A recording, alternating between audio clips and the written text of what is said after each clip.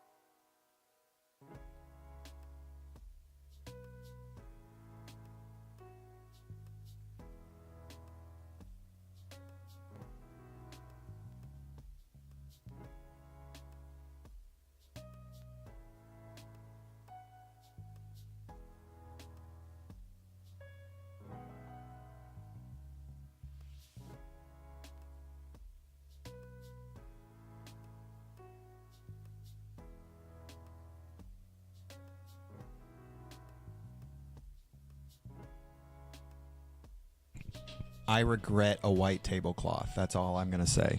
I'll be live in probably another 30 seconds or so.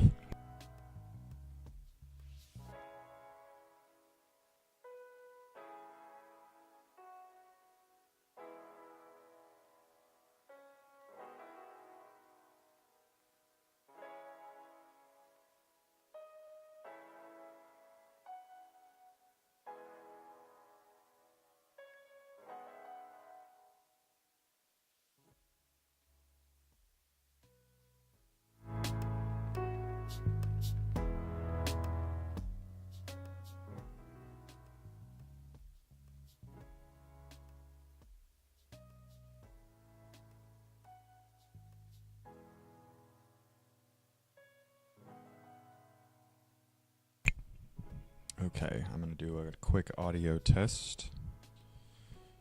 Stream it to my phone, make sure everything sounds good, and then if it does, we will go ahead and switch over. Oh, that's my history.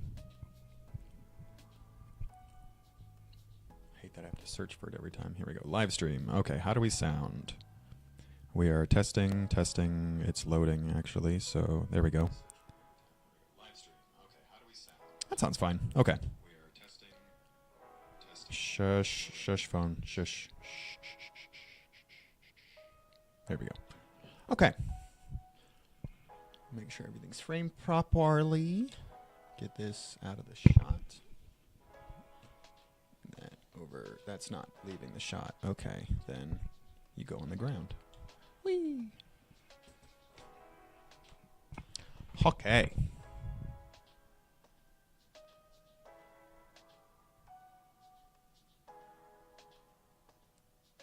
Boosh. Oh, wait. There we go. Oh, white on white doesn't look good. Yeah, that... I don't know if that hurts anyone else's eyes. That text is... Oof. Let's see if we can make it better. Bigger outline. I should do it. No, that's worse. Good to know.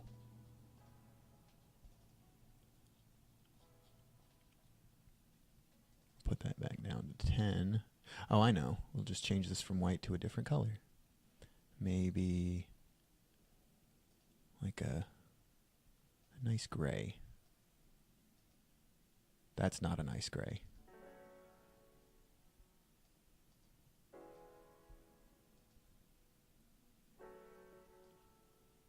That's a little too gray. A little bit brighter.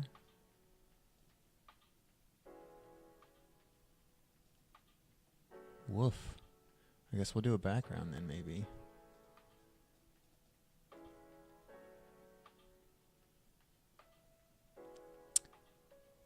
Woof.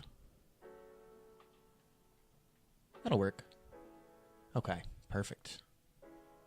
Ish. I think. Let me see how it looks. Yeah, that should be fine. Okay, perfect. Okay. This mouse does not work on the computer that I need it to work on. So,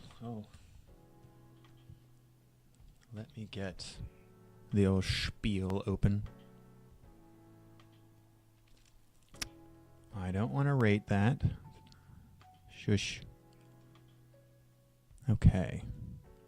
Let's go with... Oh, man, I didn't change the... Okay. I wonder, does that work there now? It does. Excellent. Welcome, and thank you for joining today's live stream. I'm Coach Kevin, the familiar face from the DFW Autistic Support Group. A familiar face to some of you from the support group. Anyway, and today I am here with NeuroUnify, united in our dedication to neurodiversity. Our mission has always been to offer a place where neurodiverse individuals can unmask and be themselves. It's about fostering a sense of belonging, as powerful as the moment one of our members realized the group was a sanctuary from abuse, from previously unseen abuse. It's that realization and transformation that we're here to protect and multiply. As we stream today, it is with a heavy heart, but a determined spirit. We are at a juncture where the continuation of these life-changing gatherings, our website, and our outreach hangs in the balance. Due to... failing health just sounds so weird. Every time I say it, I get like... I have terminal illnesses, but failing health just sounds so... I mean, terminal illness doesn't sound great either, but... Anyway, I am no longer able to financially sustain the group's efforts alone, so I am reaching out to you for help. So this platform is here to serve two purposes. We're rallying funds to maintain the momentum we've gained with the support group to reach and... Wait.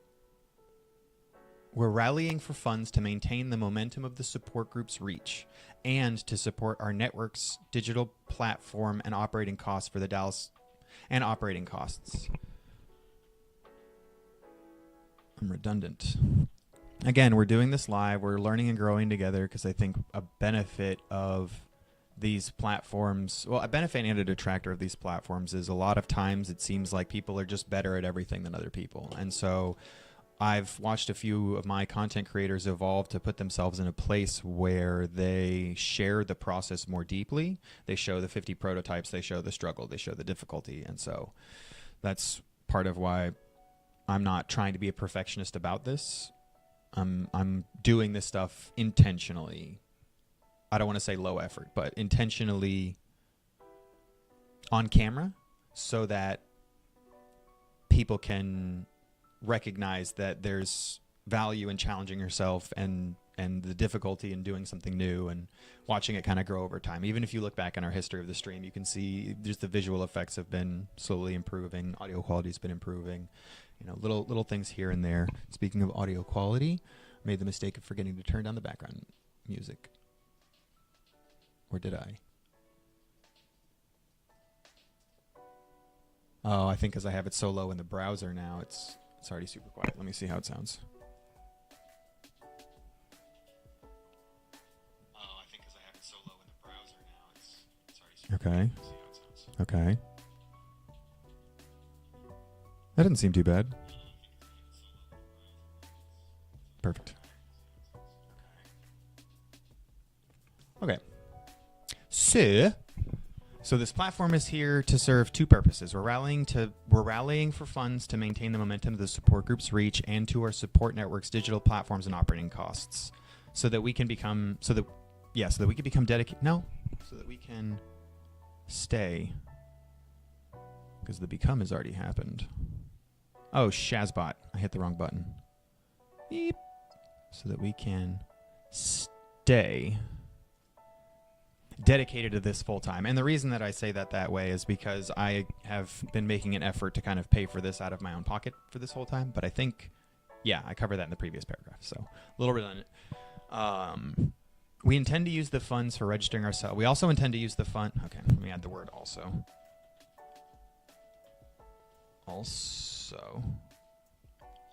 intend to use the funds for registering ourselves as a federally recognized nonprofit so that we can fundraise at the level necessary to compete with groups like Autism Speaks and advocate for neurodiversity at a large scale. And so something about that registering ourselves as a nonprofit. So we spoke with the lawyers, we were getting the cost of stuff like that. And like, yeah, the paperwork itself, if we were to do it all ourselves, is not super expensive. It's, I think, maybe a couple $100, but because of the complexity in this, because of how serious this is, we want to do it the right way. And we got a quote for, I think, $4,000 to $8,000. Now I'm going to do what I can to talk it down and to lower it and to reduce it and to try to, hey, this is. Although to be fair, the lawyer group that we spoke with works exclusively with nonprofits. I was about to say, well, this is a charity, but yeah, so it's not cheap. So we need all the help we can get.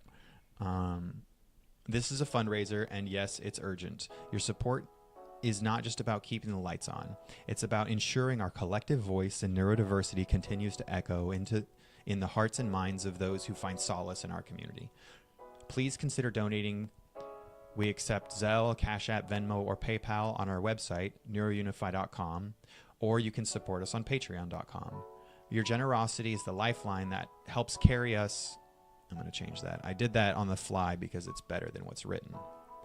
It was just one word. Okay.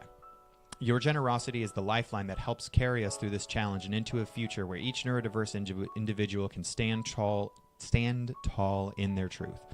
Thank you.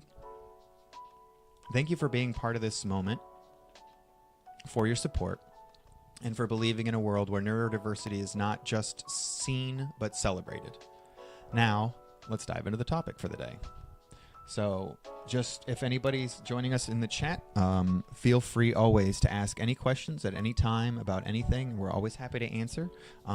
We do have a couple of questions that we've pulled from other sources. And so the subject matter today is going to be understanding and supporting neurodiversity in the workplace. It's a relevant and impactful subject because it covers how autism is perceived and supported in professional environments, which is definitely an area of the industry that has been paid a little bit more attention to lately. So the first question we have is kind of a simple one. It says, what is neurodiversity and how does it relate to autism in the workplace? So neurodiversity is a new sort of paradigm for understanding social and neurological functions in differing brain types. So we know every person is unique, right? And we know that, different cultures, different environments can lead to different strengths in certain areas of brain function as opposed to others. It's a very flexible and plastic system.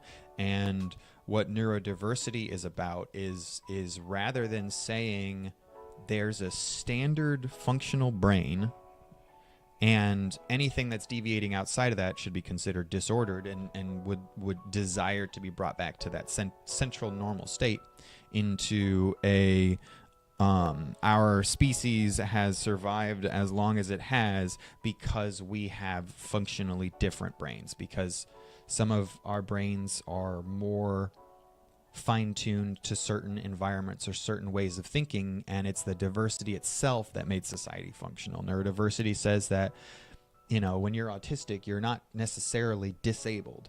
You are different. You are functionally and structurally different. Your brain works differently. Your emotions are felt differently. You process the world differently, right? It's not that you are processing it worse than any other person or that you are otherwise incapable or inept. I mean, in most modern societies, unfortunately, it appears that way because the way systems are set up are not socially supportive and anyway, getting off on the thread, neurodiversity is a model that aims to replace that medical view of you know, your brain is different, let's correct it with medication and this thing, and says your brain is different, what are its strengths and how do we focus on those, how do we take advantage of those, how do we leverage those, how do we become aware of potential deficits in certain areas as well as the strengths that come in other areas. It's the problem with disability is it implies a lack of ability, right? That's in the name. And that's not all autism is. It's not just social differences. And I mean, again, even like if you do more into the research, when you look up autism, you find that almost all of those disabilities or deficits disappear amongst other autistic people. When we're amongst our own, oh, I don't like the way that was about to sound. I was going to say when we're amongst our own kind, when we're amongst our own neurotype though, or neurotribe, the deficits and disabilities disappear. And neurodiversity, again, is about focusing on that aspect of the brain and the human as a whole, saying, you know, you're not mentally disabled, you're neurodiverse. And it's sort of the culmination of that differently abled concept, because that's what it is. Like, it's unreasonable. Like, there's a metaphor that I like, which is basically, if you are a fish and you try to judge every other animal by the standard of fish, you're going to find a lot of really terrible fish. Like, how many birds would be considered completely disabled? Like, almost everything that doesn't live in the water can't breathe water. So they're all disabled. They all need to get treated and medicated to learn how to breathe water, or maybe they're just built for a different environment, right? And so that's sort of what neurodiversity is in a bit of a nutshell, and how it relates to the workplace is there's a framework and a sort of gut understanding in most workplaces that says if somebody is disabled, that means that they are not able to work as well as somebody who is abled, right? And what neurodiversity says is you need to hire different people because they have different strengths. And when you have a diverse set of perspectives and beliefs and views in your workplace environment, then you have significantly higher abilities to adapt to an ever-changing marketplace. Your business is stronger. I mean, the adaptation is kind of really the big part. The biggest benefit is the diversity of thought allows so much deeper insight into the potential consequences of certain decisions. And I mean, I think that kind of answers the question, which was, again, for those of you who are curious, it was what is neurodiversity and how does it relate to autism in the workplace? And if anyone has any questions, feel free to drop them in the chat at any point. This is a fundraising stream. Our goal is to bring either attention. Well, this is a fundraising / community service stream. Like, the goal is to either bring additional attention to be able to bring additional funds, or to be able to share what we're doing with as many people as possible so that we can help as many people as possible. Either goal, I mean, ideally both are done. Either goal is helpful. So the next question that we have in the list is, can you provide examples of workplace accommodations that can help employees with autism to thrive? Yes. Next question. Okay. Sorry, I just really wanted to give the autistic answer. Well, one of them. You've seen one, but I was playing off the taking stuff literally and be like, well, I mean, yes, I can. Especially because I answer that question that way a lot. But I'm also well aware that, something like that can also be a jumping off point for somebody to want to overshare. I'll give a lot of examples. Bear with me for a moment.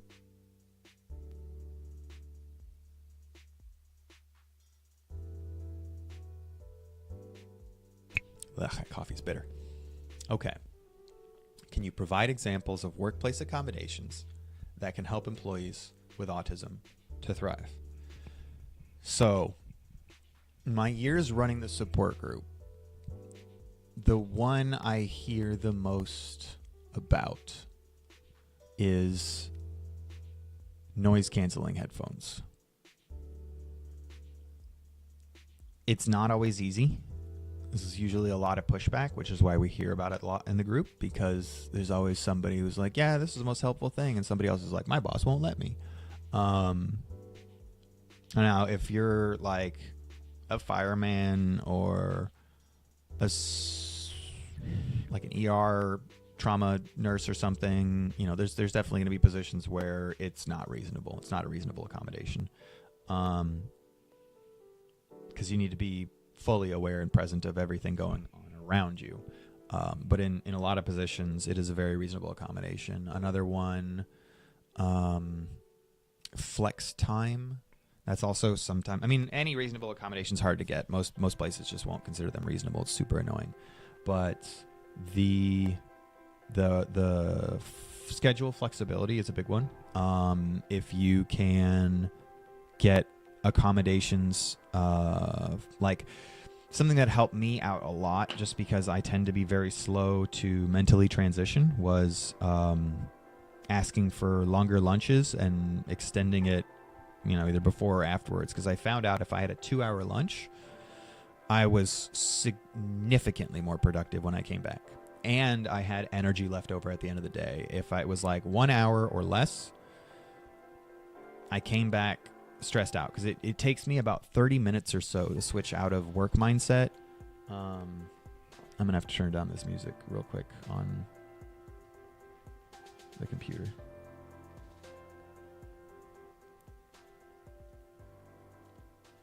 Yeah, that should be a little better. 2 hours. Yeah. So it usually takes me about 30 minutes to transition out of work mode into relax mode or lunch mode or whatever you'd want to call it.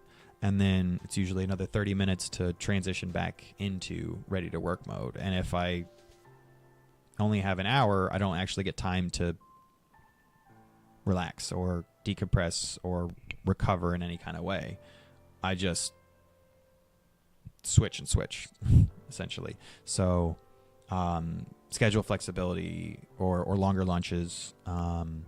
You know, sometimes if you have, like, one of the nice things about I like autistic productivity is when we're on, right? On a good day, we're probably doing 150 to 200% of the function of your average person. And so another reasonable accommodation is to have flexible days as well. That one's going to be a lot harder, and a lot of places are going to have struggled to consider that reasonable accommodation. But if you can ask for like certain days to be flexibly off, where you have time, if you get overwhelmed or you start to feel a meltdown or a burnout, you have the ability to take that time off and then make it up later in the week. That's a good thing to do and to try to set up in advance. What are some other good workplace accommodations?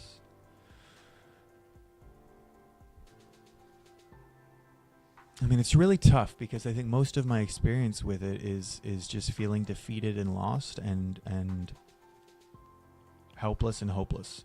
I don't get to see or hear a lot of examples of any kind of disability accommodations being made. I usually just hear about people being fired.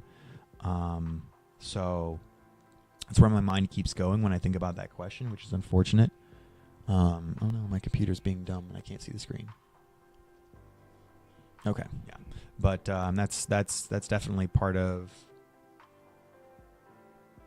the struggle to think of what are some reasonable workplace accommodations, because it's hard out here when you're autistic, that's for sure.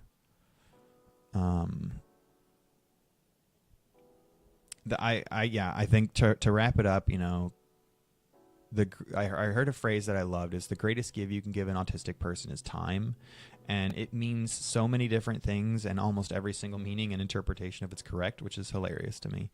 And so the more you can do to accommodate around that, I think probably the better off you'll be. So now we have what time is it? 11:39. So now we have our next question, which is, how can employers foster an inclusive culture that respects and values neurodiversity? Oh boy. Oh boy. So I've been doing business consulting for a few years now, right? That is a battle. That's a battle I have with myself in my own company sometimes. Because there's a society and a culture around business that being neurodiverse affirming and having an inclusive culture it doesn't align with the ideologies that we get taught going into things. And like, the good news about that is none of those old paradigms work anymore. None of it was built for an information age. None of it was built for the internet age. It's all garbage. It's all doo-doo. Those companies that try to use that model tend to fail spectacularly now. Unless they get significant funding or have existed for a while or have, some kind of political bias, it's not functional anymore. So, sorry, trichotillomania is hard. I should have put that in my diagnosis list. Let me add that. That is not what that mouse does. I should not be doing this on two computers. Give me a second, guys.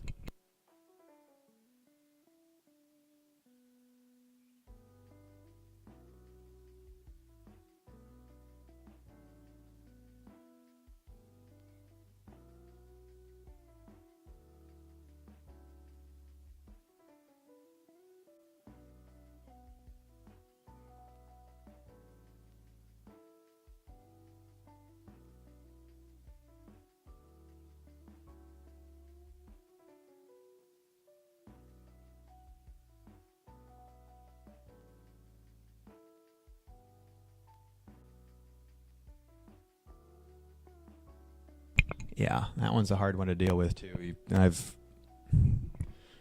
ruined my hands a couple times in the past.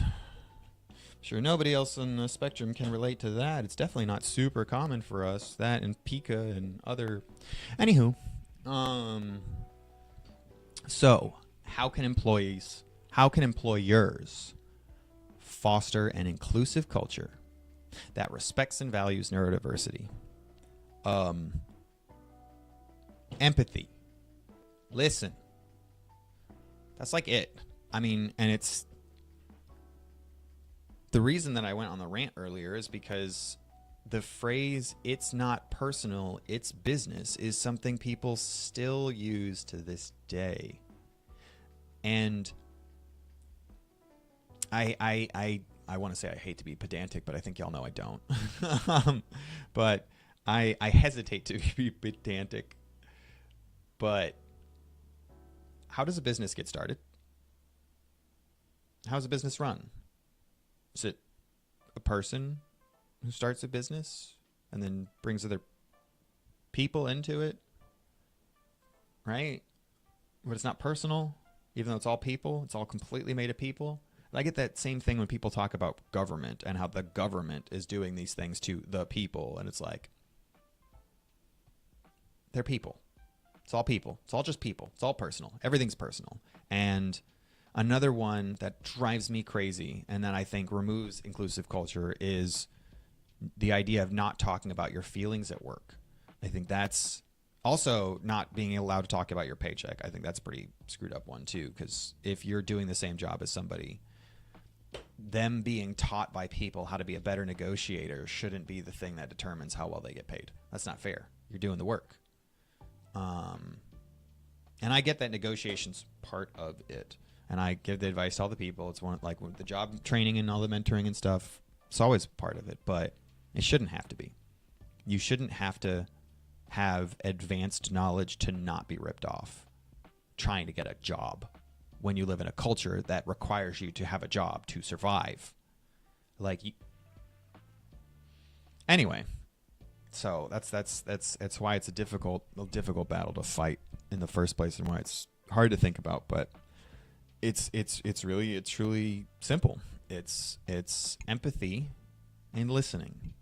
Like, when you have a front line of staff members who say that they're being treated a certain way, don't listen to the shift supervisor who says they're not. Listen to the people. Like, trust, but verified. And I guess specific action steps people can take who maybe are already doing that but are struggling with getting the culture to follow up with it.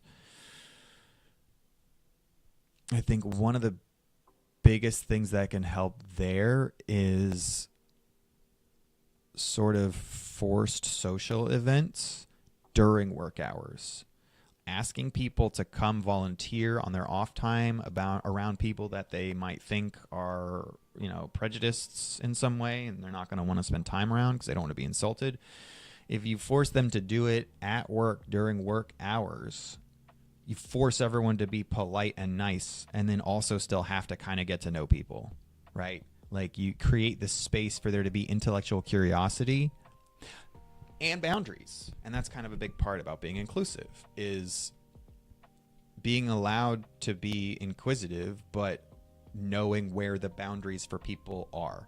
Like, that's a thing that screws up a lot of autistic people, is almost every office, the boundaries are different because there's some kind of like high school clique crap going on. And then you'll find yourself, high school clique stuff going on. And then you'll find yourself trying to use scripts that you've been trained at with other jobs or other situations that don't work here, not realizing that, like, they're not black and white. It's not like, oh, I am at work, this is how we talk at work. Like, most media and people make it seem like, oh, this is just business culture. Like, that's a culture that you can learn. And it's not. It's very individualized. It's very local. It's very specific. I wish I knew. Something in here just like makes my nose so itchy. I wish I knew what it was, because it's very distracting. And I just keep thinking about, like, I bet that looks like I'm picking my nose on camera. Anywho.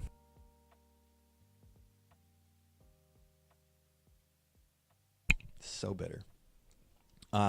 So yeah, socializing, humanizing, those are big parts of it. Inclusivity training, diversity training, but make sure it's not just some like regular HRBS. Like, have an experiential type event, not a corporate training. Well, depends on the corporate training, because a lot of corporate training, they do experiential events for that reason.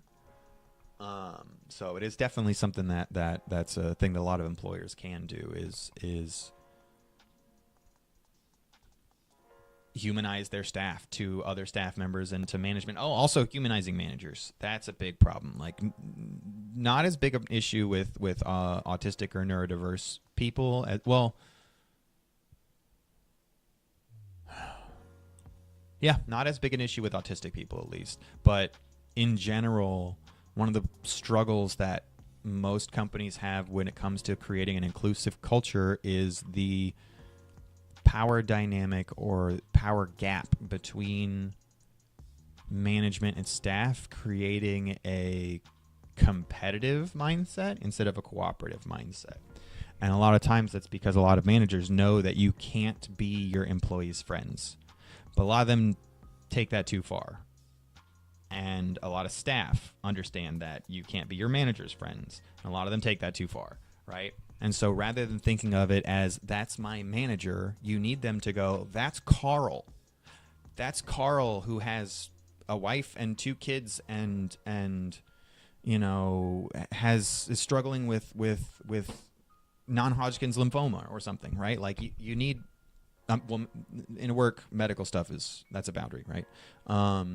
But talking to people one-on-one, they're allowed to talk about it with individuals. Creating the space for those kind of communications to happen where you stop seeing it as the power dynamic, you start seeing it as the people. That's inclusivity. That's how you accomplish that. So that was a pretty good question. because there's a lot of stuff that you can do. I mean, it's open-ended. But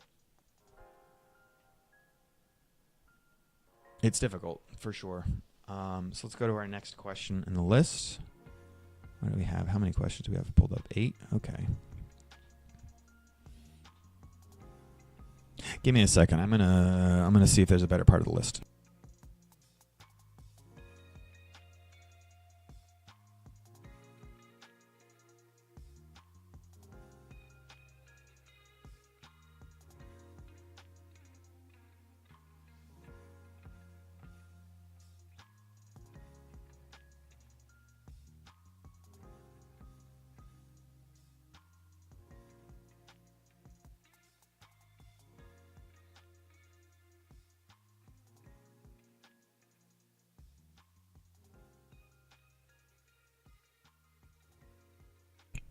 Okay, let's see what we got here.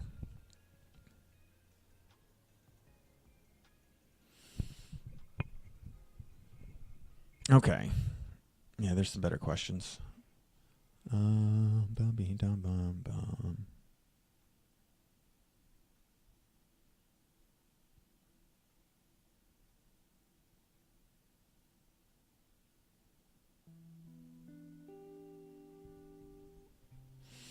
That is a very good question. Yeah, we'll pull that one. Unless anybody has anything in the chat they want to volunteer, always open, always feel free to jump in whenever. No questions off limit. And then as a reminder, we are here doing our best to be here every day, Monday to Friday, from 11 a.m. to 1:11, from 11:11 a.m. to 1:11 p.m. Central Time. We're trying to raise money. We're struggling. I mean, literally just this morning, the city police served the eviction paperwork. You know, I got to go to court on the 10th. That's not a fun thing. So, you know, the situation's pretty dire, and we need all the help we can get.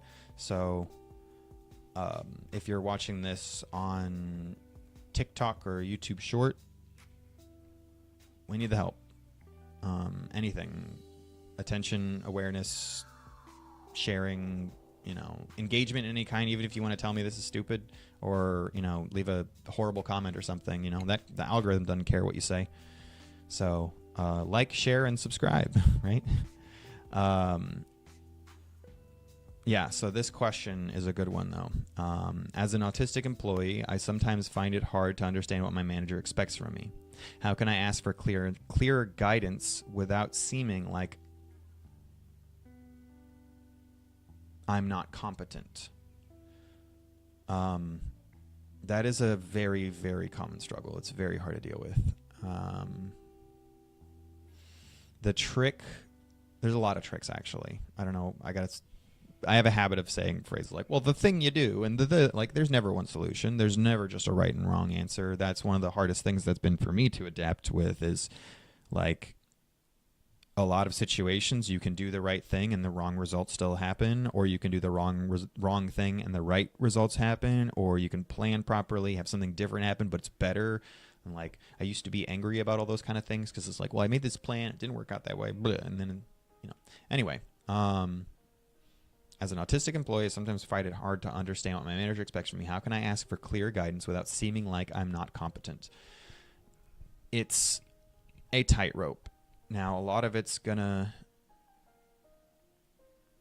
determine kind of what the dynamic is so far, but I think give me a second to formulate what I'm trying to say, because there's like I said, there's a few tricks that I know of that are really effective at closing that gap, but I'm trying to also parse through the times where some of those strategies were not effective and ended up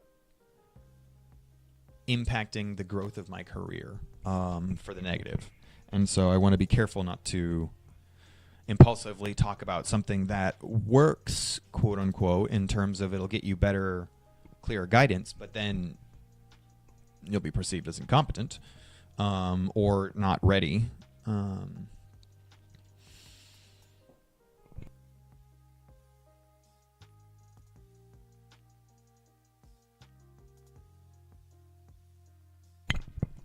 So when it comes to seeking guidance from a manager,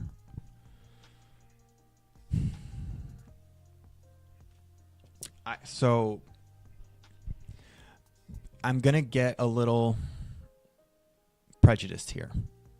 And we're going to assume this manager is neurotypical. To that person, the power dynamic is going to matter a lot. The way you approach the situation, like, I know a lot of us will go into a job with the idea that the manager's job is to manage. And so we think we can approach them as though this is their task, this is their responsibility. You're supposed to do these things. This is your like, basically, we manage them at being managers, right? That is, neurotypicals do not like that. And as an autistic person, I always appreciate it. That's usually why we get in trouble. It's the double empathy problem, right? And for those of you who aren't familiar, the double empathy problem is, a functional difference in the way that we empathize, to where they're empathizing one way, we're empathizing another way, and they're just not crossing over. It's a really crappy, generic way to explain it, but that's the fastest way. But yeah, so if you like for me, when I'm managing, I like that direct feedback. I like the criticism. I know what my responsibilities are, and I know sometimes I fail, and being held accountable helps. And I think when you're willing to humble yourself as a manager and admit your faults and foibles, yes, there's a reduction in that like power respect type thing, but it's more than made up for in people's loyalty to you and their willingness to go above and beyond to like get your approval. It's crazy. But so when you're approaching a manager trying to seek clear guidance, like the most impactful way one of my managers explained, like basically why I'm doing all these caveats and hemming and hawing a little bit. One of the ways one of my managers explained to me bestly was, I don't want to have to tell you how to figure it out. That's what I pay you to do. And he wasn't saying it like a cruel way or a mean way or anything. I couldn't understand why he would always get so frustrated when I would ask for specifics and clarification.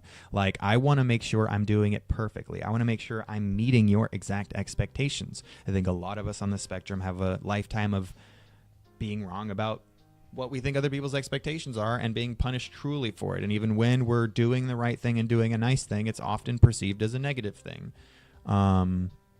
So it's a very, very, very difficult line to walk, and you're going to want to approach it, like I said, very gently. Like I usually find humility can go a long way. Now, I have a history of codependency, and so a lot of my self-deprecating was just coming from self-hatred. So I'm going to be careful with this one as well. But sort of approaching them saying, sometimes I feel like I might not be meeting the standards of the job. Are there any areas of improvement that you think that are there any areas that you think I can improve on? We'll open a dialogue that you can then transition into the discussion about clear guidance. So if you're doing well and maybe you don't need as clear guidance as you think, maybe the stress isn't great, but maybe that's your only issue, is that you're just stressing yourself out about it and you're doing the right things. They'll let you know pretty quickly, no, you're doing everything great. I don't have any notes. It's not a problem. And if you aren't meeting standards or you are underperforming, a quarter way decent manager, I was going to say halfway decent manager, but quarter way decent manager will tell you where you're not meeting standards. And then at that point, once you've identified the things that they see as a problem, you can then use that as the stepping stone with which you bring up your particular issue of ambiguous guidance. You can refer to it as, sometimes I struggle with processing the directions I've received for A, B, C, X, Y, Z reasons. You don't need to say, hey, I'm autistic. You need to be super direct and clear with me. You can just say, I can see those weaknesses sometimes, and I wonder if there's a communication gap, or I wonder if maybe there's a way that we can address those to get with NT people, you got to fluff their ego. You got to defer to their power structure, or they get defensive and sensitive and think that you're being rude or insulting when you're just treating them like another human being, which is the normal ethical thing you should do in general. Is it doesn't matter if you're a manager or the president, you're still a person just like me, right? And there's nothing wrong with that. But if you want to accomplish any of these kind of things with nuance, with neurotypical people, you've got to acknowledge and play their game a little bit.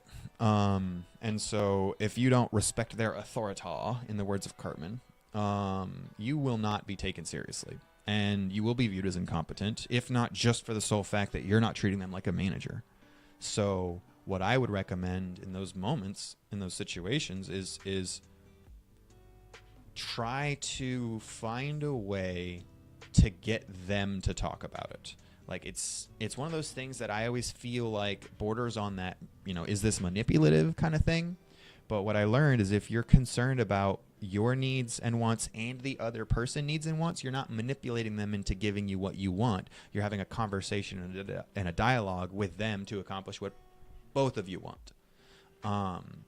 And you've also got to respect that they're a human being, an adult who can make their own decisions. Anyway, so yeah, humbling yourself, playing to the power dynamic, trying to find a way to make it seem like they're the ones who are coming up with the ideas. Those are going to be your best way to go about it, because then the more you kind of, oh, that's such a great idea. I'm so glad that you thought of ways to communicate more clearly and give me more clear directions. Makes you so smart. I'm so glad to have you as a manager. That person's going to usually like you better as an employee. Now, there's a lot of personal dynamics and personal history stuff that can affect that kind of thing. Like if you and this particular manager have a history of conflict, you can't just show up and suddenly, I'm trying not to say this in a vulgar way, focus on pleasing him, go to people pleasing. They're going to find it very suspicious, incongruous. Like it's not an overnight thing. And I think there's really a lot of caveats to consider in there. But as a general rule of thumb, when you're dealing with neurotypical managers and you're a staff member, you got to be real careful with their ego. It's super important to them. A lot of times their ego is blended in with their sense of self-respect, and it just gets messy. So that was a wonderful question. I really appreciate that being shared.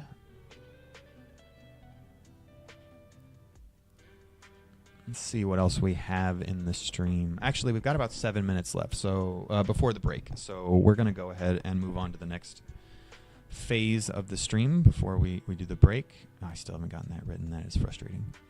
A lot of stuff going on, and that's frustrating lately, though. Like what just happened with the freaking mouse cursor on this silly little laptop. Okay, schedule ideas refined. Self-care advice. Mindfulness.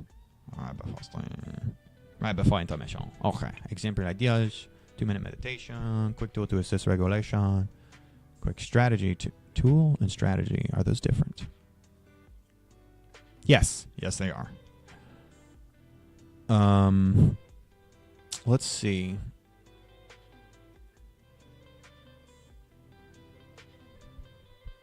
Let's see.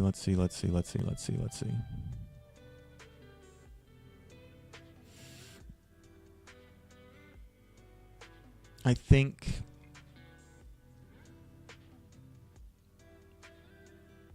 okay.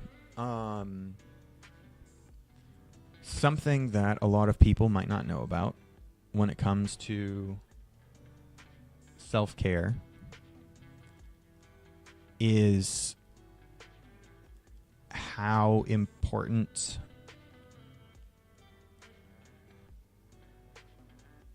internal boundaries are. No, that's not where I'm trying to go with it.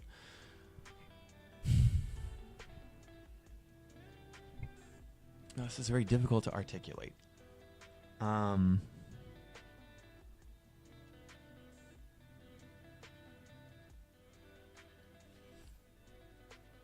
The word choice that you make in your self-talk matters. Neurons that fire together wire together, meaning every time you reinforce a thought or an idea, you strengthen the physical connections in your brain. And so the more you internalize ableism, the worse your situation becomes. Because if you try to tell yourself things like, oh, I shouldn't have said that, I'm so stupid. I've had this argument with people a bunch where it's like, no, I mean, I'm not serious. Like, I know I'm not stupid, but, just it's like, right. When you're challenged, sure. But I've seen when you're in meltdowns or burnout, suddenly it's a lot easier for it to be real. And it's not, you don't know that you're just, the thing and blah, blah, blah, because you spent decades reinforcing that as a default response to those kind of situations and behaviors. And you've normalized it. Like, that's the thing, is you've normalized the abuse in your own head to yourself. That's where the problem is. That's why it's intergenerational trauma. That's why it gets so difficult. That's why suicide is so high.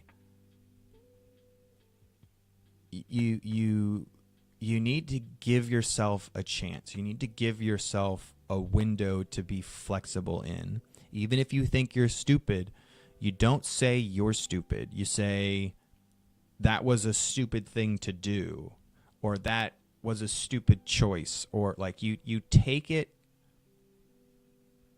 away from being something that's damning you personally into something that you can do something about, right? Because if you're stupid, you're just stupid, right? That's what do they call it? Core belief, right? Like mine's, I'm not good enough yet. Like, I'll be good enough at some point, and so I've got a lot of positivity, a lot of optimism, a lot of blah, blah, blah, but I'm not good enough yet, right? And I've not been good enough yet for 37 years now, almost 38, in another 2 months. And it's the more aware of that I became, the more I saw how pervasive that language was in everything I did. When I would get a compliment, it would be like, I'm just being humble by saying, oh, thanks, but here's the weakness, or oh, thanks, but it's not that great, and it's not that blah, blah, like it was because deep down I knew it wasn't, and I didn't think that the compliment was right or fair. Like, don't you see, like, I'm not good enough yet. I'm not good enough for a compliment yet. I'm not good enough for this yet. Like, what are you talking about? I can't take this. This is wrong. You meant to give this to somebody else. You meant to give this to somebody else who deserves it, because it's not me. And, when you go to those dark places and you hear that from yourself and it feels natural, that's why. Because in those moments, you think it's okay to call yourself stupid. You think it's okay to insult yourself, to try to regulate yourself, like how people have probably done for you in the past. And unfortunately, all you're doing is abusing yourself and telling yourself it's okay.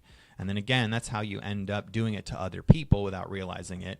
Or for some of us who are painfully self-aware, realizing it, doing it anyway, regretting it, and hating ourselves for it. It's because it became natural to you. It became easy to you. You've internalized it. You've told yourself that it's not a big deal. You're just saying it, which is what abusers say, man. Like, you gotta let that go. So we've got another minute before we go on break. So just to wrap up that concept again, be careful with your self-talk. Be judicious with your words. Treat offhanded remarks as seriously as the stuff that you would say to yourself in your most depressive moments, because when you reinforce those neural structures in your brain and you make it easy and quick for them to fire that way, when you lose the prefrontal cortex part of your brain that says, oh, yeah, we feel that way, but we know that's not true, that part goes away. Suddenly you don't know that anymore. And then that default response is real, right? And that's why depression is such a jerk. So let's take 1 minute to do what y'all are going to quickly learn is my favorite breathing exercise is the 6-7-8 method. Just 6 seconds in, hold for 7 seconds, and then breathe out for 8 seconds. Oh, now I'm frustrated because it's 12:10 on the dot, and I really want to be punctual. Yeah, we'll do the breathing on the break, but I want to remind you it is a very, very, very effective way to kind of reset your brain. You basically get hypoxic and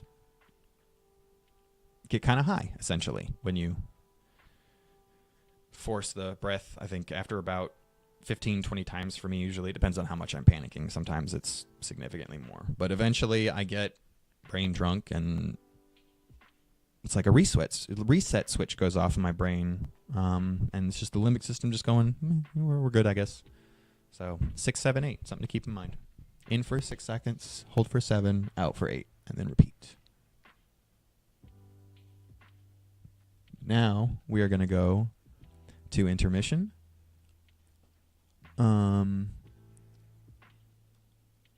And I'm going to probably modify the intermission screen a little bit. But thank you for being with us. If you're here on TikTok or on YouTube, or not TikTok, Twitch. If you're here on Twitch or YouTube, we want to thank you for your patronage and remind you can go to NeuroUnify.com to learn more about what we do, volunteer, donate, join our communities. If you just need a safe place to talk to people who understand your situation, we're here for you. Now for intermission.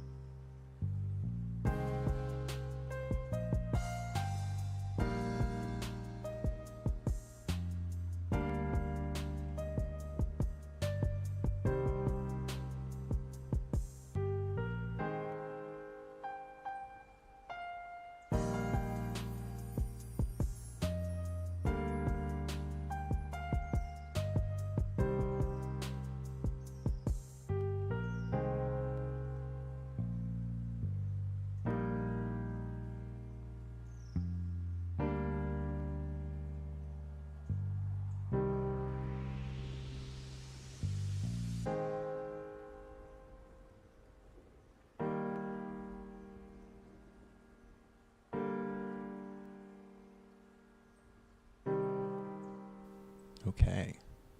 I added a couple little bits more flavor text to my text stuff. Anyway, welcome back, everyone. I hope you had a refreshing break. Thank you for staying with us. And we're diving back into our important discussion about neurodiversity in the workplace. And remember, your questions and insights are what make this discussion truly impactful. So feel free to share them in the chat. As we continue, we'll address some of the questions and topics you've raised during the break. Let's create a space where understanding and support for neurodiversity grows, not just in theory, but in real, tangible ways in our daily lives. So, without further ado, let's jump back into our topic. Oh, I knew it. I knew it. I'm so glad I wrote that in the script. Turning down the music. My bad. Can it hear anything? Is it playing? It is. Okay, well I guess we'll have to test this audio then. How loud is that? Testing, 1, 2, 3, A, B, C, you and me. Testing, 1, 2, 3. Testing. Yeah, it's fine. That's fine. Oh my God. I do not like how long the delay is because I did that way too long. Okay. Anywho, so yeah, let's go back to the questions. So this next question is, that's a doozy. These are both good ones. There's a lot of good ones. We'll have time. This one is, I find, oh, hang on.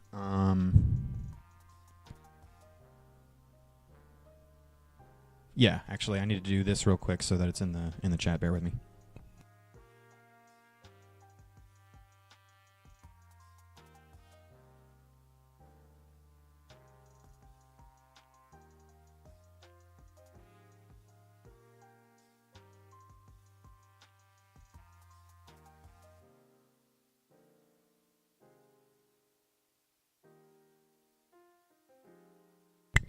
Uno momento.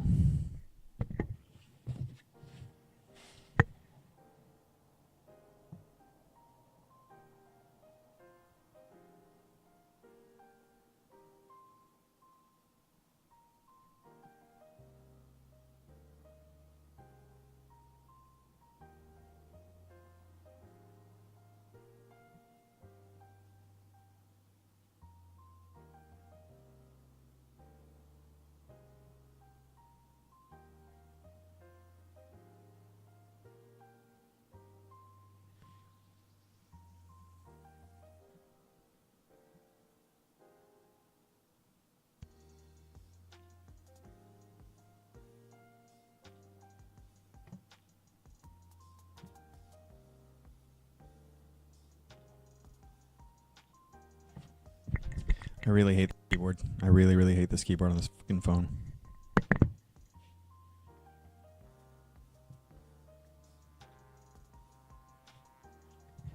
Okay.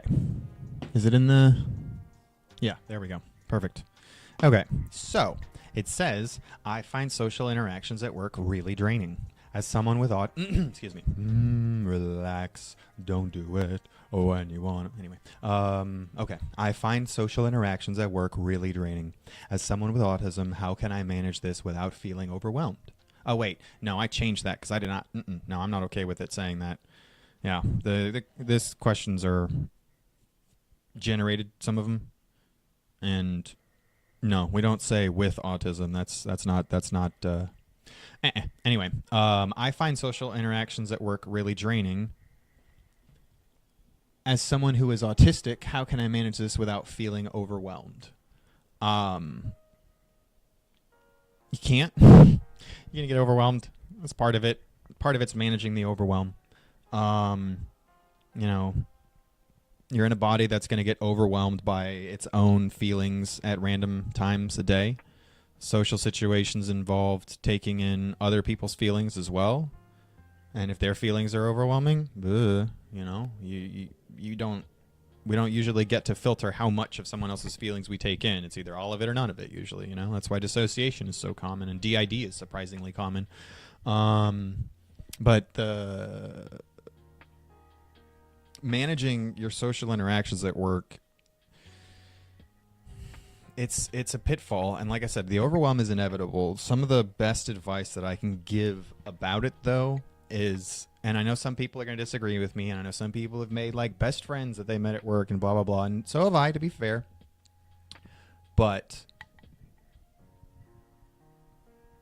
they're not your friends. Don't think of them as your friends. Don't share with them like they're your friends. This is their job. This is their livelihood. If you build a relationship with somebody and you think that the relationship is more important to them than their job, then maybe, right? Like if you genuinely believe that if something happened, they would be fine quitting or leaving their job to protect you. I don't know. There's basically, if there's something going on at work that somebody doesn't like, regardless of what kind of friend you think they are, they're going to choose their job over you in almost every case. And so making sure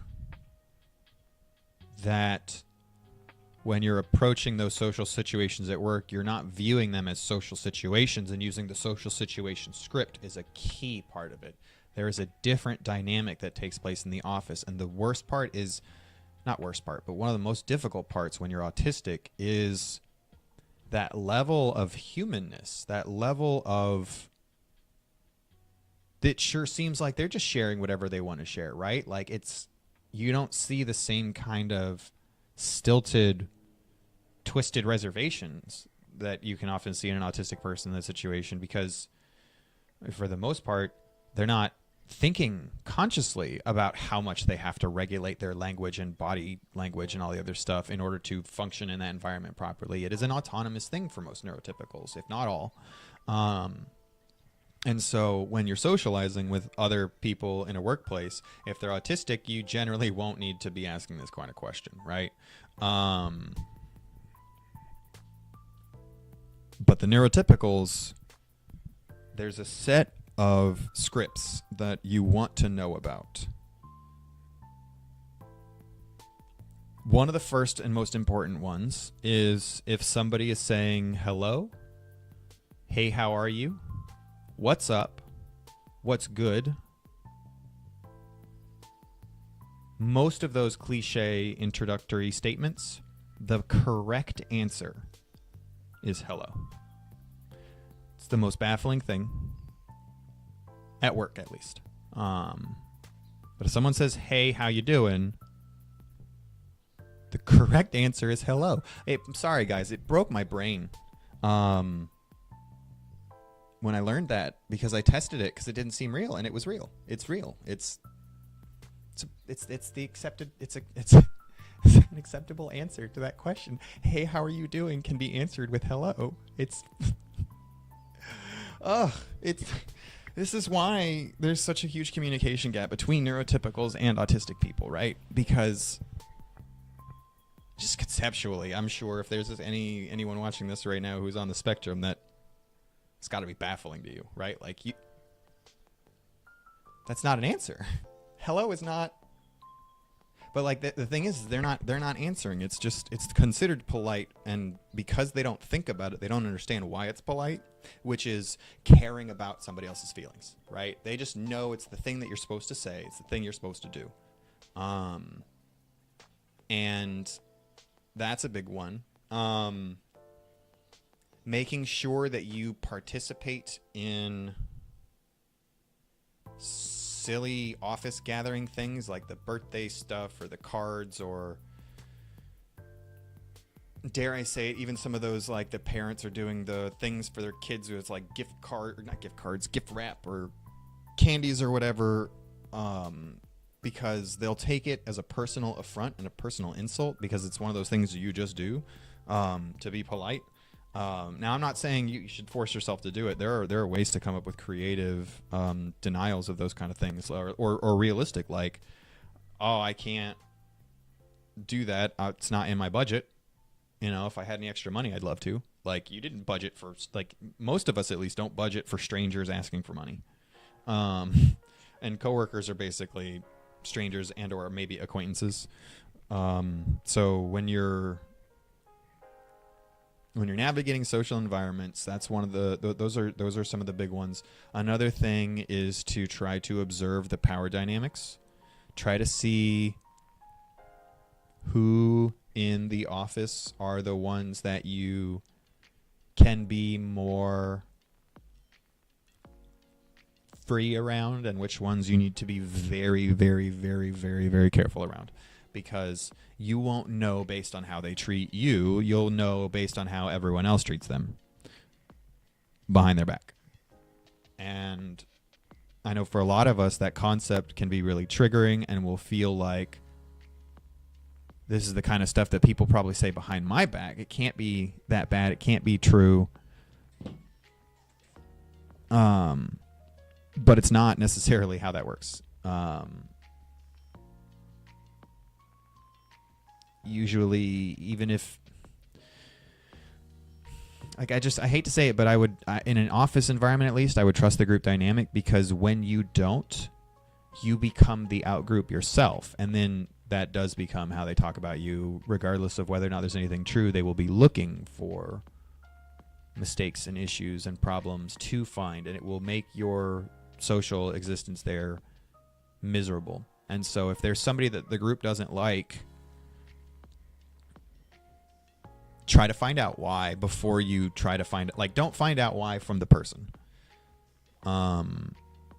You know, not initially, at least. Get the information from other people and kind of take them at their word for it. Don't necessarily challenge it or anything like that. Like, it's just information for you, right? Like, you're just seeking information. You don't need to be like, well, why would you think that? That doesn't seem very fair. I mean, I get stressed out sometimes, and I've done stuff similar to no, it's not what it's about.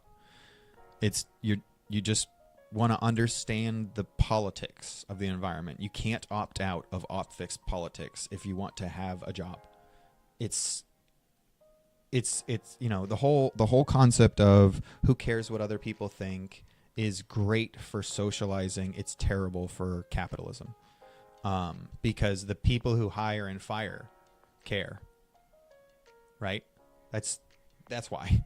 You know, hygiene and attire and clothing and dress codes and all that stuff, it's dumb. It doesn't matter, but it matters to the people who decide whether or not you get to have a paycheck and have a roof over your head, right? So learning the group dynamic, learning the office politic, learning who is and isn't not necessarily trustworthy per se, but yeah, trustworthy, I guess. It's close enough. You really want to be careful with engaging in socializing at all. And I mean, again, even just this part of it is already overwhelming, right? Like that's the part that's so frustrating. And one of the reasons NeuroUnify is here, where we're trying to raise money, where we're trying to be big, is because it's not fair to have to face this level of insanity in a work environment where there's like all kinds of regulations and stuff that make it where people are supposed to feel safe and comfortable because they're trying to do a job, not make friends, right?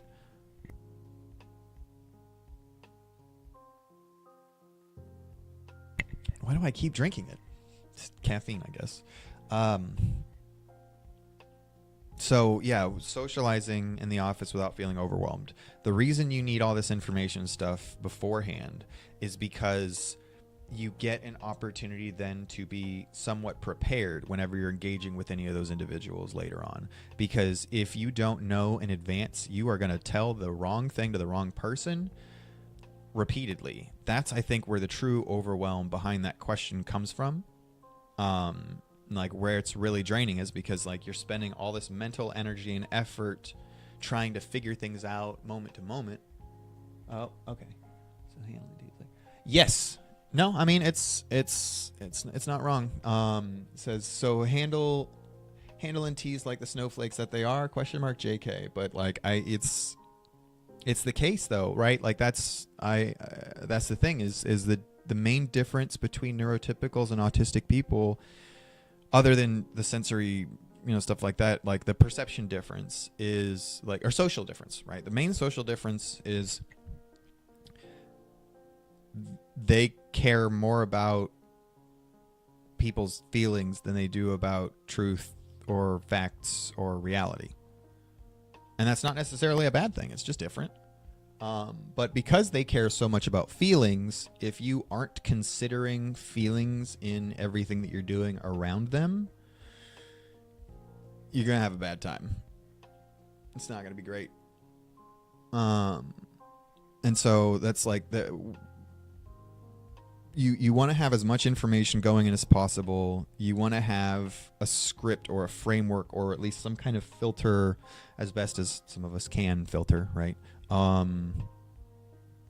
For those people, so that you don't shoot yourselves in the foot. The number of jobs I lost because I misunderstood. Like, it's a thing that was fine to say anywhere else but to that person in that context. And those kind of situations you want to steer very, very, very clear of.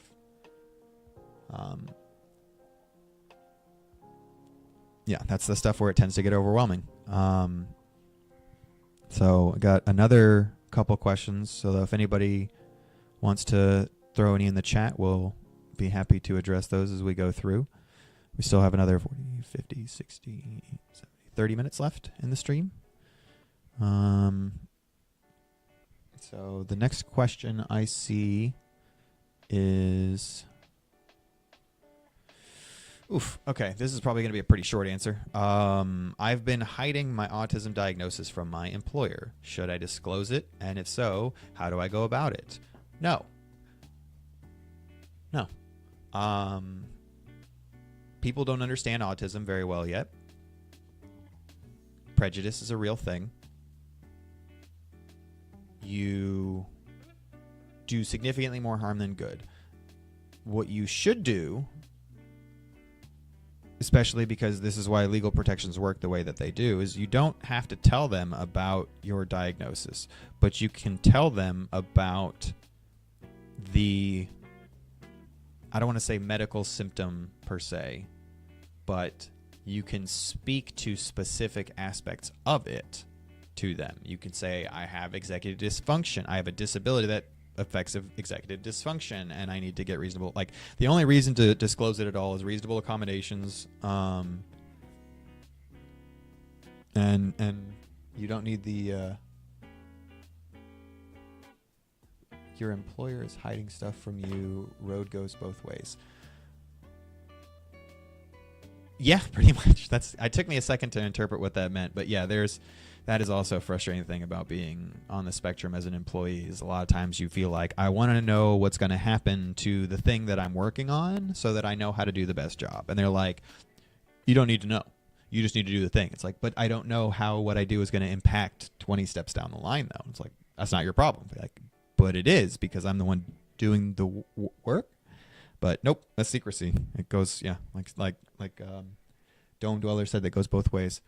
So when it comes to disclosing your diagnosis, yeah, there's really no valid reason to. Now, I am the type of person who does it anyway. I don't do it until, like, at work, I wouldn't do it until after I was already hired. You definitely do not want to bring it up in any kind of interviews or anything. But the main reason I do it is because I have a pretty highly honed mask. And so I feel like I can be a positive representation for us in public, because I don't look autistic. I don't seem autistic, but I didn't want to be autistic. I was in denial, and I tried to get professionals to not diagnose it. Like, I tried to find people to prove that I didn't have it. I was like, okay, this is a super skilled expert in this field specifically, so they'll be able to tell that that's not what it is. Like, if anybody will know it's not autism, it's this person. And it's like, no, it's autism. I'm like, damn it. Okay. Anybody knows it's not autism, it'll be this person. I'm like, no, it's autism. It's like, okay. And then got the professional diagnosis, and yeah. So I like sharing that, because I know how to adjust and adapt to the potential misinterpretations, misunderstandings, miscommunications, prejudices, and all those other kind of things. Like, I am ready for it. Most people who, or at least people who would ask that kind of question, most people who would ask that kind of question are not familiar with it. I need to take my phone off of audio. Boopy boop. Okay. Should I disclose it? Yes. I mean, no, you shouldn't. But you know, if you are prepared for any potential consequences that may come from it, then go ahead. But just know that there's a significant amount of risk involved with it before you think of those kind of things. So let's go on to.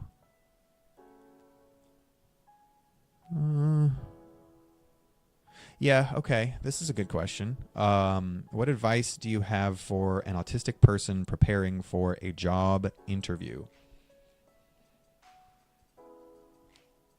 Tell them what they want to hear, not the truth. Because the thing that I want autistic people to understand more than anything about an interview is to think of it like a secret handshake. That's why they expect you to dress a certain way. That's why they expect the handshake, the eye contact, questions to be answered a certain way. You don't tell them, hey, I just want money. Even though that's why when somebody says, why do you want the job? Because I want to get money. Like, the job seems like it'd be a tolerable way to make money. That's why. It's something I've got skills at. Something I probably have fun at every now and again, maybe. Meet some new people. I don't know. You can't say that. You can't say that in an interview. You have to say, I want to work here because I think the company is really interesting and I'm excited about what they do. I want to be able to contribute to that. Something else that helps in preparing for a job interview, for the anxiety aspect of it, is to constantly remind yourself that you're actually there to interview them. I know it's weird. It doesn't sound right, but I promise you it is. Because while you may need a job, they need a job done. So you're in the power position, really. Again, unless you're desperate or something along those lines, like there are certain situations. But if you're doing this in a general situation, you are trying to find an environment that will best suit you and what you want and what you agree with, and they have the right, philosophies and ideals and blah, blah, blah, blah, blah, stuff like that. Like, that's what you want to be searching for, because you want to exist in a company culture that's going to allow you to exist. And so when you're applying to jobs and stuff like that, that's kind of one of the things I look for, is mission statements and philosophies, and, what other jobs are available? How long has the job postings been?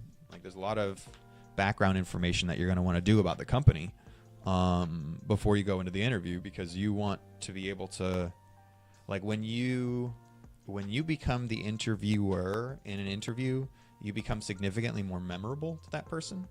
You show an interest and an intrigue, and then you're also priming their brain to imagine what you would be like if you were working there. And so they'll already get a little bit of a confirmation bias kind of thing, because now they're thinking about what it would be like if you worked there. Instead of wondering whether or not you should work there, now they're framing it as though, oh yeah, I guess if they worked here, they would want it like, so it's like one of the things, a clear example or specific example would be if you're gonna go work for a company that makes lighting equipment. If you do a bunch of research and you figure out who their suppliers are and who their manufacturers are and what their company ethos is, when you go in, you can ask questions like, so if I were to work here, would I be able to engage with the team that does distributions with Philips or something like that? Because I noticed that you guys partner with them, and it seems really exciting. They'd be like, oh yeah, we'd probably have you talk to Brad or something like that. And now suddenly, again, they're picturing you in that environment. They're already seeing you as an employee there. That locks in perceptually and memory-wise more of your existence there. And so when you do the secret handshake right, and you do your research, you do the shake hands. If you're a guy, wear a suit and tie, and if you're a girl, do your hair up nice and basic makeup. Stupid society. Actually, I think no, that's wishful thinking, and I don't want to give anyone the wrong impression that reality's that good.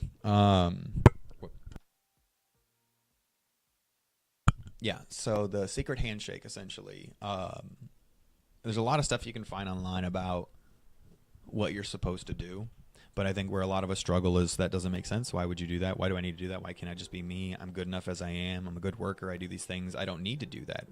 You do in an interview because that's what the interview says, is can you follow the social script well enough to where you will get along with the other people in our office who follow the social script?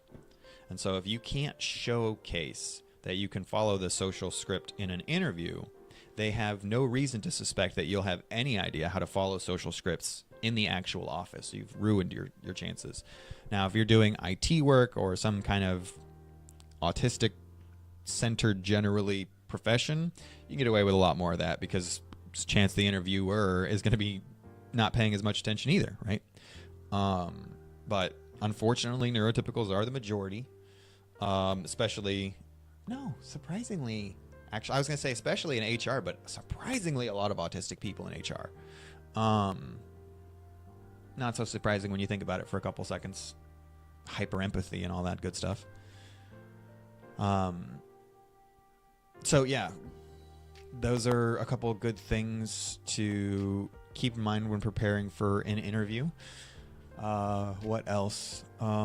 Definitely perfume or cologne.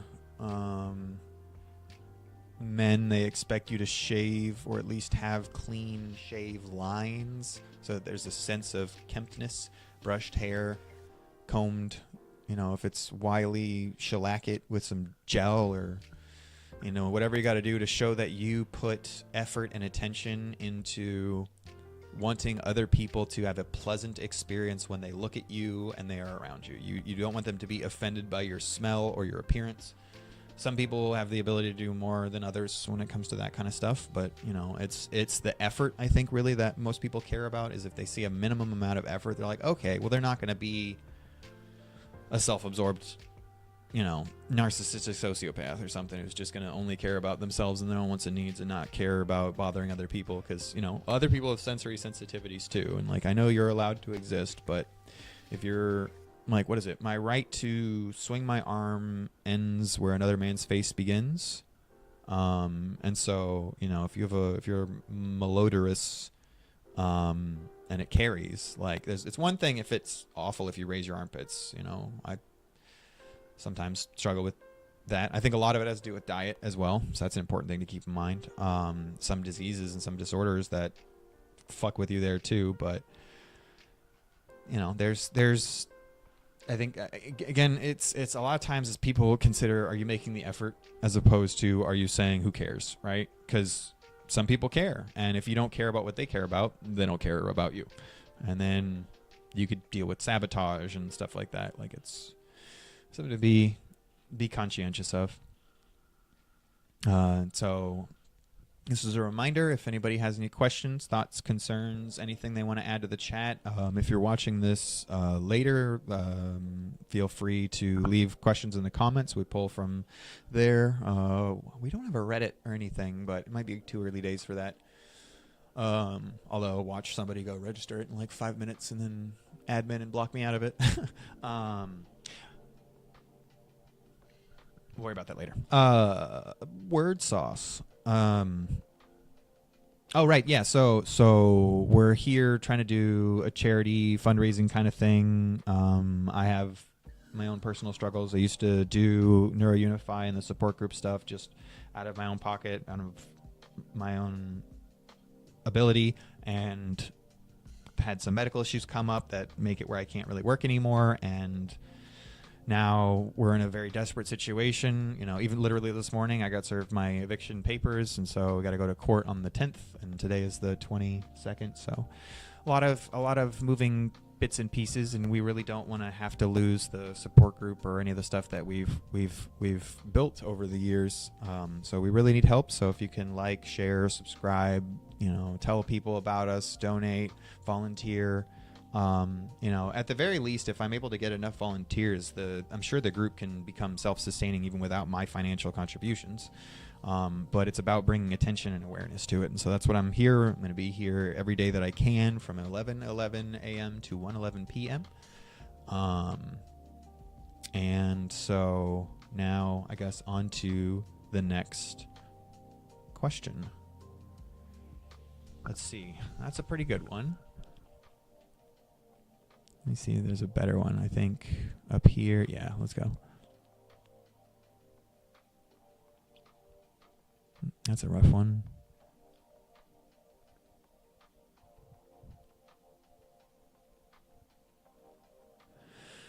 Oh, that is no good answer. I'll answer it, but it's not a good one. I feel that HR doesn't really know how to support me in my autism. What can I suggest to them to make the workplace more autism friendly? Probably nothing.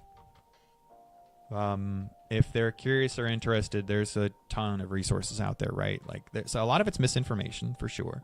I mean, the first thing I would suggest to them is to check their knowledge, right? Like, maybe that's not a suggestion per se, but a question, or find out if they care, right? There's the question implies that they've communicated it to them and they're constantly receiving poor feedback. And usually in my experience, HR, their job is not to protect you. Their job is to protect the company, right? And so there might be reasons why they don't want to understand. And I think that's the sad truth behind it, is there's a certain level of legal flexibility when you can claim ignorance of things. You can say, we didn't know. And plausible deniability is how a lot of companies run their HR, right? It's you talk to HR so that HR can sweep it under the rug, not so that HR can do something about it. And I think that's one of the things that gets the most confused about what human resources is, especially for a lot of autistic people, because it's explained and it's shown and it's treated in such a specific way. But at the end of the day, it's there to protect the company. Think about it this way. The company views humans as resources. Think about that. Not people. Resources. You're capital. You're expendable. You're replaceable. You're nothing. So you got to be careful with that kind of stuff. And I know that sounds like super sad or disappointing or whatever, but that's because it is. So yeah, unfortunately, I feel that HR doesn't really know how to support me in my autism. What can I suggest to make them to make the workplace more autism friendly is just kind of par for the course. And again, the suggestion is to find out whether or not they actually care or be interested. You know, suggest that they do a little bit of research and then come back to them 2 weeks later. You know, give them a lot of time. Ask if they've done the research. They probably said that they will or will look into it when you asked initially. Will they say it 2 weeks later again? Probably. And then you'll know. Now, if they do take an interest and they do get excited about it and whatever, then you're in a different situation. Then you can point them to, you know, better resources. Like even just some of our community resources like the autism subreddits, right? Somebody spending a little bit of time there can really get a different opinion on what it is compared to the medical or popular or parent version of it. So, but I would say I wouldn't bank on it. I would say your better bet is to figure out ways to work around HR, even if you can. Because again, the question makes it seem like they've made repeated attempts, and that's where it's like, oof, that's probably not good. Let's see, do we have anything new? Oh my God, why is it just this room? I mean, it's probably not just this room, but it really sucks. It's so itchy. Okay. I think we got a couple more good questions down here.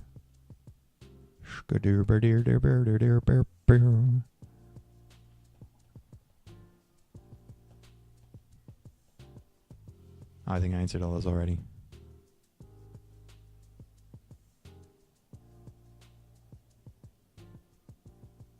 Yeah, let me go back to these other ones.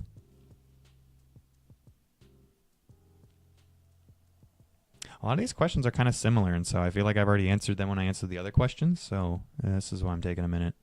Plus, we've only got about 12 minutes left in the stream, so I don't want to get into anything too intense. Oh, okay. This is a good one. I often face stereotypes at my job because I'm autistic. How can I address these misconceptions with my colleagues and boss without causing conflict? And so right there is a perfect example of why sharing the diagnosis is not always great in a work environment. So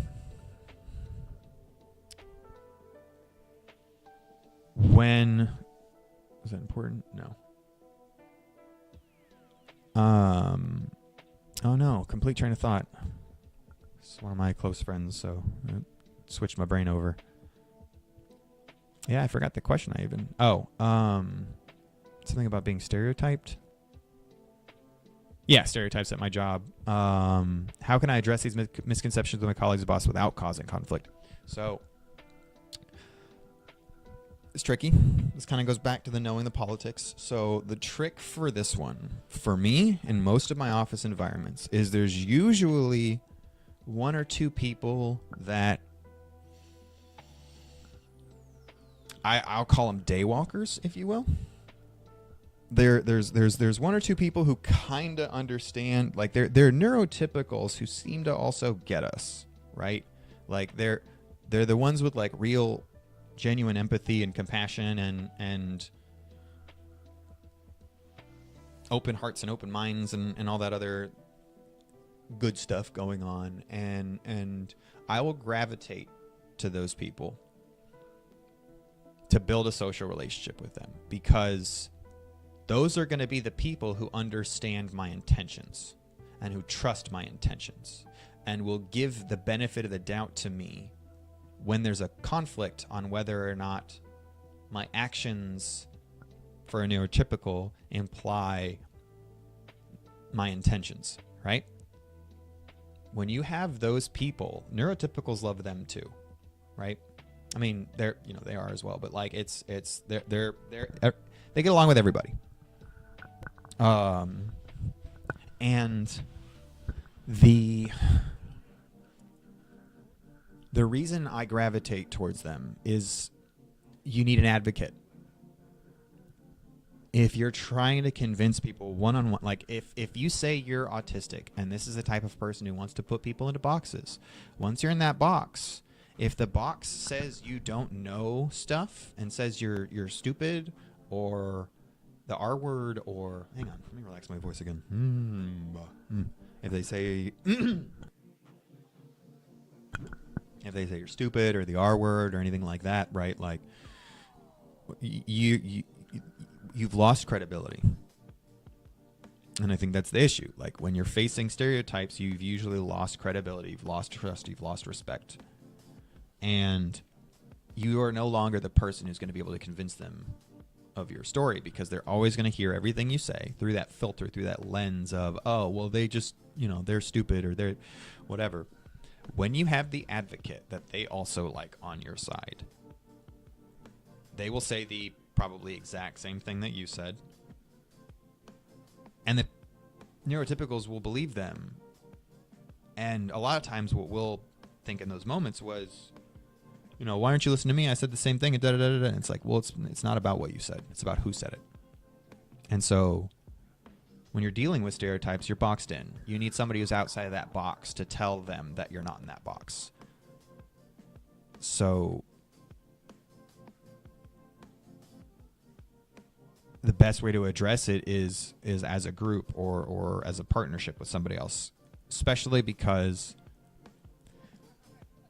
it's likely that you'll be easily triggered in those moments of conflict when people hit at a wound that you've had for decades, right? If it's somebody assumes something about you that people have assumed about you for a long time that really frustrates you and upsets you, it's going to be hard to be triggered in that moment and then lose your ability to clearly articulate yourself. And then again, you put yourself in the position where you're just confirming this stereotype, where I can't even talk with this person without them losing their emotional control and becoming dysregulated and blah, blah, blah. How do we work? Like, it's sad. But that's what I've found in my own life to be the most effective way to do it. And I've found that me being that for other people has been the most effective way to do it. Like somebody who can communicate on your behalf in the same language as those people who can't understand you, because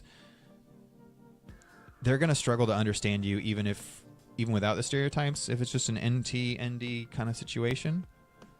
So you need someone who speaks the language to be able to translate what you're saying into their speech, or be able to at least add on the tone and body language that needs to be communicated as well.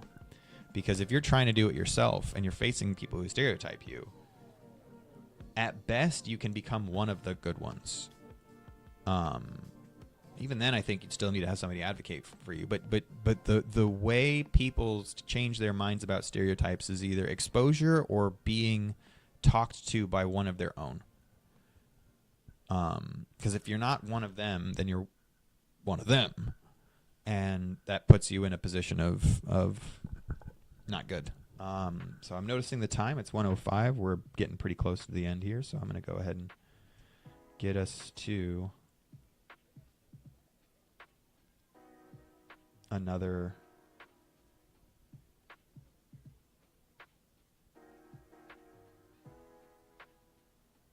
Sorry, if you could hear the cats, you would be very concerned right now. Yeah, I mean, it's five more minutes.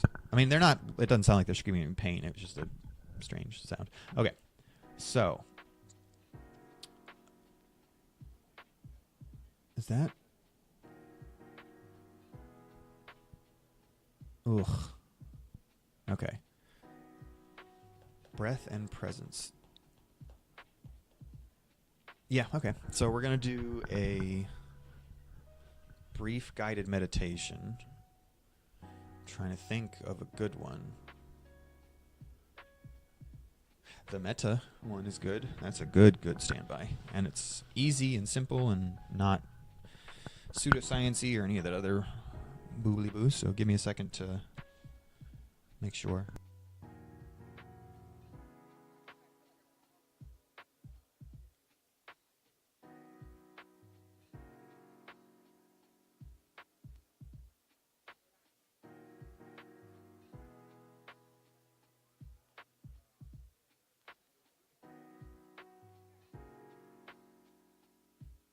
I tell you what, we'll read this little article on Healthline. Metta meditation is a type of Buddhist meditation. In Pali, a language that's closely related to Sanskrit and spoken in spoken in northern India, metta means positive energy and kindness towards others. The practice is also known as loving kindness meditation. The goal of metta meditation is to cultivate kindness for all beings, including yourself, and family, friends, neighbors, acquaintances, difficult people in your life, and animals. That order is that way for a reason, but it is flexible. So for most people, that's the order of how you would do it and how you would extend it. I think for a lot of us, animals are probably way higher up on that list than family, friends, neighbors, acquaintances, and difficult people. And so feel free to adjust it around. Anyway, the main technique of metta meditation involves reciting positive phrases toward yourself and these beings. Like other types of meditation, the practice is beneficial for mental, emotional, and physical health. It's especially useful for reducing negative emotions toward yourself and other people. What? Oh. What to know about What to know about metta meditation? Metta meditation is a traditional Buddhist practice. It has been used for thousands of years. Different tradition. Okay, wait, hang on. Is this? Jesus. Yeah, that'll work actually. Yeah, we'll go over the whole thing. Okay. I just don't like how redundant it is. Okay. Metta meditation is a traditional Buddhist practice. It has been used for thousands of years. Different traditions approach the practice in different ways. However, all forms of metta meditation share the common goal of developing unconditional positive emotions toward all beings. This includes feelings of joy, trust, love, gratitude, happiness, appreciation, and compassion. To cultivate these emotions, you silently recite phrases toward yourself and others. These phrases are meant to express kind intentions. And so the reason that I learned about this and the reason that I like it so much is because there's a lot of self-loathing in the autistic community. And so the idea of being able to expand your sense, they didn't really go into that very much yet, but the reason they have that list is you expand your loving kindness outward into the universe as you go through it. They usually have you start off by doing it for yourself first, and then your family, and then so on and so forth. And so if you love yourself, starting with yourself is great. If you struggle with that, don't start with yourself. You need to start with the thing that you feel the most. If there's somebody in your life who is a hero, somebody you really look up to, somebody that you love unconditionally, somebody that makes you feel warm and good and maybe not loved directly, but like that love exists in the world, and whatever can get you to that place of loving kindness. When you're thinking of a person, you start with that person instead. That's what I had to do. I did not love myself. I could not say it. I couldn't get there. I literally had to put myself at the end of it after my enemies. It was love. May my enemies be safe. May my enemies be peaceful. May my enemies be free of suffering. And then I could maybe extend it to myself, maybe, because of how much I just hated myself. But I loved a lot of other people to death. And so it was really easy to be like, yeah, I would love for that person to be happy, healthy, safe, and whatever. Like, yeah, I'd love for Carl Sagan to be, well, that was back in the day, but yeah, I still would bring him back, right? Anyway, so just something to keep in mind, right? That's the idea of this, is to start from the center and expand your world outward. So to cultivate these emotions, you silently recite phrases towards yourself and others. These phrases are meant to express kind intentions. Some examples of metta meditation phrases include, may I be safe, peaceful, and free of suffering, or may I be happy, may I be healthy. You just repeat that backwards. May you be strong and confident. I don't like, those are good, I guess. It's just, I like the other ones. It's usually like a whole list, and my brain likes it better. Like, may you be happy, may you be at ease, may you be safe, may you be at peace, happy, healthy, safe, at peace, I think. Like, cover all the boxes, right? It's important to repeat each phrase with mindfulness. This helps you focus on the phrase and the associated emotions. What are the benefits? A regular metta meditation practice can be beneficial both for your mind and body. Let's look at some of these benefits more closely. 1. It promotes self-compassion. Since metta meditation involves reciting kind phrases... Okay. Yeah, all right, we'll go for it. I'm starting to regret wanting to read the whole thing. It's 112. Since metta meditation involves reciting kind phrases towards yourself, it can foster a sense of self-compassion. The idea is that you must love yourself before you can... Come on. Leave a message. Biddy boop bye. Since meditation, it can foster a sense of self-compassion. The idea is that you must love yourself before you can love other people. Self-compassion can also reduce negative emotions toward yourself, including unworthiness, self-doubt, judgment, anger, and self-criticism. The benefits were observed in a small 2014 study from what? PubMed, NCBI, okay. So it was published on PubMed. Yeah, let's see what the study is. I don't trust stuff like this. A waitlist randomized control trial of loving kindness meditation program for self-criticism. Okay. I'm going to move on. Participants who practiced the metta meditation became less critical towards themselves than those who didn't use this practice. Another 2013 study found that routine metta meditation had the ability to increase self-compassion and mindfulness in people. And it's METTA. That's why I'm hitting it the way I am, because I don't want people to think I'm saying meta, like META. This is METTA. That routine metta meditation had the ability to increase self-compassion and mindfulness in people with post-traumatic stress disorder, which is almost everybody with autism. Everybody who's autistic. Sorry, I'm a little bit old school. My brain goes to, I forget that that's, it's autistic people, not people with autism. According to decreased stress and anxiety. According to research from 2013, mindfulness meditation can significantly reduce anxiety symptoms. Additionally, clinical evidence has shown that mindfulness meditation, when practiced regularly, can also reduce the inflammation response that's caused by stress. Metta meditation can take this even further. According to meditation practitioners, as you develop self-compassion, you perceive yourself in a more positive light. This promotes emotions like love and gratitude. These emotions can increase your level of life satisfaction, thus reducing stress and anxiety.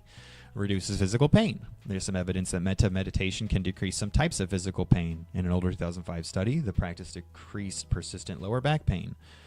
2014 study found a similar effect in people with frequent migraine attacks. The researchers in both studies attributed the lower pain levels to stress-relieving effect of the metta meditation. Emotional stress, after all, can worsen physical pain.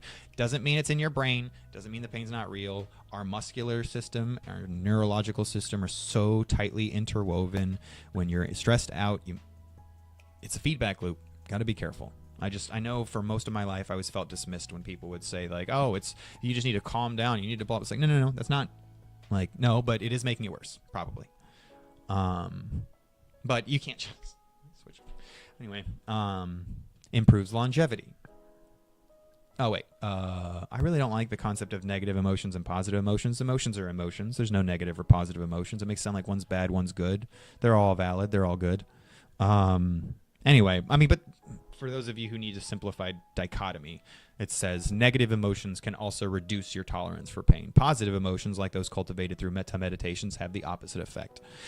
Improves longevity. Telomeres are DNA structures at the end of each chromosome. They work to protect genetic information. As we get older, our telomeres naturally shorten. Chronic stress can speed up this process, causing faster biological aging. Stress-relieving activities like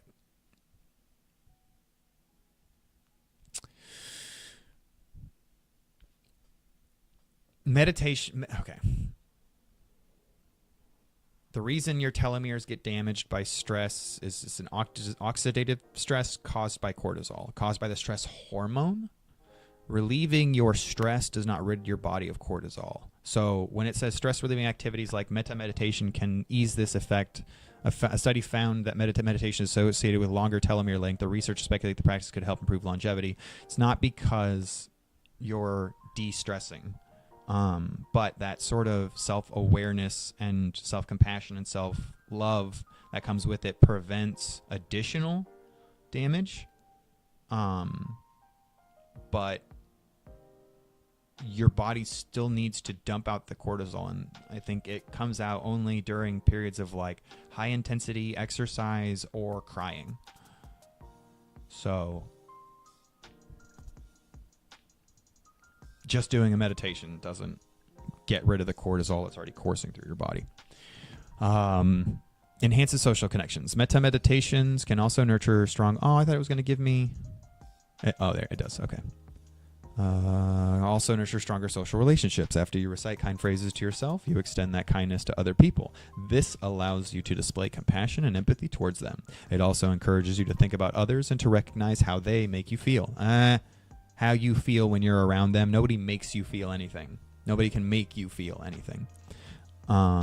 Not that you don't get to choose how you feel usually either, but that like distinction was something that I had to get beaten into me in therapy and some of the other stuff is you know, you make me feel this. Like, well, you just gave all your power of your emotions to another human being. Right? Now they can make you do and feel whatever because you just gave it to them. If you what is it? Take back your power, I think is the way a lot of people like to phrase it. You know, you can't be emotionally manipulated if you don't give control of your emotions over to other people. But trauma makes that really hard, and some people are assholes, so yeah, that's hard too. As you recite kindness, it allows you to display compassion and empathy towards others because you think about others. Plus, as you develop self-love, you may be less likely to view yourself negatively. This makes it easier to hold space for others, which can cultivate more positive connections. All right. Another bonus is that you can do it anywhere you like, in a quiet corner of your home, outdoors in a yard, or even at your desk. Try to choose a spot where you're least... Oh, yeah, let's get in meditation mode now. Try to choose a spot where you're least likely to be distracted, then follow these steps. 1, sit in a comfortable position. Close your eyes. Take a slow, deep breath in through the nose and out through the mouth. And continue breathing deeply. 2, focus on your breathing. Imagine your breath traveling through your body. Focus on your heart. 3, choose a kind, positive phrase. Silently recite the phrase, directing it towards yourself. You can say, may I be happy. May I be safe. May I find peace. And as a reminder, if it's hard to start there, choose somebody that you can do it with and start there. Step 4. Slowly repeat the phrase. Acknowledge its meaning and how it makes you feel. If you get distracted, avoid judging yourself. Just return to the phrase and keep repeating it.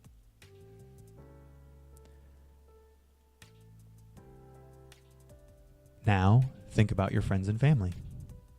You can think about a specific person or a group of people. Recite the phrase towards them. May you be happy. May you be safe.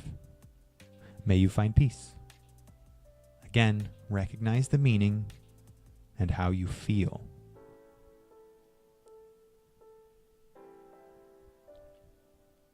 Step 6. Continue reciting the phrase towards others, including neighbors, acquaintances, and difficult people, evil people, whatever you want. The people that you normally can't say that kind of thing to. You want to slowly work your way up to them. And just so you know, if you can't do it yet, if you can't wish that for the negative people who have been in your life or your abusers or whomever, don't force yourself. Don't lie to yourself. Just keep working your way out there. I've found that as you cultivate that further and further and stronger, the better off they get.